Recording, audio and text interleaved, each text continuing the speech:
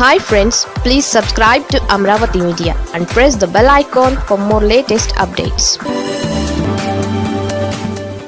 ప్రత్యర్థులకు మింగుడు పడని జగన్ వ్యూహం. రాజకీయ ప్రత్యర్థులకు మాజీ ముఖ్యమంత్రి వైఎస్ జగన్మోహన్ రెడ్డి మింగుడు పడడం లేదు. అప్పుడప్పుడు మీడియా ముందుకొచ్చి సంచలన కామెంట్స్ చేయడం జగన్కు అలవాటైంది. ఆ తర్వాత జగన్ కామెంట్స్ చుట్టే రాజకీయం తిరుగుతోంది. జగన్ మాత్రం అసలు కనిపించరు, వినిపించరు.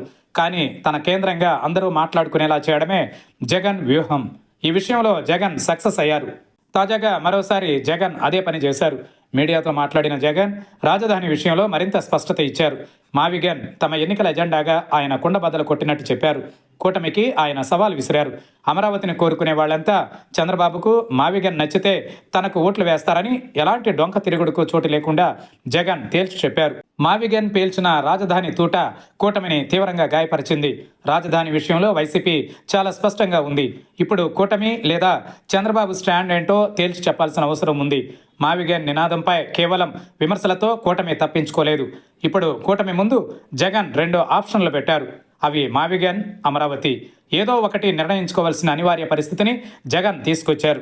మావిగన్ అంటే ఏంటో తనకే అర్థం కావడం లేదని నెల్లూరు సభలో సీఎం చంద్రబాబు వెటకరించారు. కానీ తీవ్ర ఆవేదనతో ఆయన ఆ మాటలన్నారని టీడీపీ శ్రేణులకు బాగా తెలుసు. కరవమంటే కప్పకు, విడవమంటే పాముకు కోపం అనే సామెత చందంగా రాజధాని విషయంలో చంద్రబాబు పరిస్థితి తయారైంది. జగన్ పదే పదే చెబుతున్న మావిగన్ను బహిరంగంగా చంద్రబాబు వ్యతిరేకించలేని దుస్థితిని జగన్ క్రియేట్ చేయగలిగారు.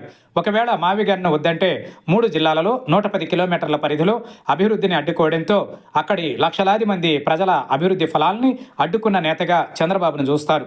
తనకు రాజకీయంగా బాగా పట్టున్న ప్రాంతంలో వ్యతిరేకతను తెచ్చుకోవడం చంద్రబాబుకు అసలు ఇష్టం ఉండదు. అలాగని అమరావతి మాత్రమే తమకు కావాలని చంద్రబాబు చెప్పారంటే అది ఎంత లోపభూయిష్టమైన ప్రాజెక్టో వైఎస్ జగన్ ఇప్పటికే చెప్పారు. మళ్ళీ చెబుతారు. కేవలం 29 గ్రామాల ప్రయోజనాలు, మరీ ముఖ్యంగా అక్కడ భూములు ఎవరు కొన్నారు? కేవలం వాళ్ళ ప్రయోజనాల కోసమే 2 లక్షల కోట్ల అప్పు భారాన్ని మోయాలా అనే జగన్ ప్రశ్నకు సమాధానం చెప్పాల్సి ఉంటుంది. మావిగన్పై జగన్ ఫోర్స్గా చెప్పిన తరువాత సీఎం చంద్రబాబు మొదలుకొని మంత్రులు, టీడీపీ ఎమ్మెల్యేలు మీడియా ముందుకొచ్చి వ్యక్తిగత విమర్శలు చేస్తున్నారు. అంతేగాని తాము కూడా అమరావతి ఎజెండాతోనే ఎన్నికలకు వెళతామని, ప్రజాక్షేత్రంలో తేల్చుకుంటామని చంద్రబాబుతో సహా ఏ ఒక్క ప్రజాప్రతినిధి ధైర్యంగా చెప్పలేకపోతున్నారు. తమకు కంటి మీద కునుకు లేకుండా జగన్ చేస్తున్నాడనే ఆగ్రహం వారిలో కనిపిస్తోంది. మావిగన్ అనేది కూటమికి అతిపెద్ద సవాల్గా మారనుంది. మొదట్లో జగన్ మావిగన్ అన్నప్పుడు అంతా వెటకారం చేశారు. ఇప్పుడదే అత్యంత సీరియస్ అంశంగా మారింది. రాజకీయాలలో సవాళ్లను ఎదుర్కోవడంలోనే అసలు కిక్కు ఉంటుంది. రాజధాని విషయంలో వైసీపీ తేల్చి చెప్పి రిలాక్స్ అయింది. ఈ క్షణంలోనే కూటమికి అసలు పరీక్ష మొదలైంది. మరోవైపు అమరావతికి 2వ విడతలో భూములు ఇచ్చేందుకు చాలా వరకు రైతులు సస్యమేర అంటున్నారు. అలాంటి వాళ్ళంతా జగన్ను ఆశ్రయిస్తున్నారు. దీనికి కారణంగా రాష్ట్రంలో మారుతున్న రాజకీయ పరిస్థితులే. మళ్ళీ జగన్ గాలి వీస్తోందనే వాతావరణం నెమ్మదిగా పెరుగుతోంది. అందుకే అన్ని వర్గాలతో పాటు రాజధాని రైతులు కూడా జగన్ను కలిసి తమకు అండగా నిలవాలని కోరారు. మావిగన్కు వ్యతిరేకంగా అమరావతి రైతులు రోడ్డెక్కే పరిస్థితి కనిపించడం లేదు. ఎందుకంటే ఆ పక్కనే 110 కిలోమీటర్ల పరిధిలోని వారికి వ్యతిరేకం కావాల్సి వస్తుందనే భయం.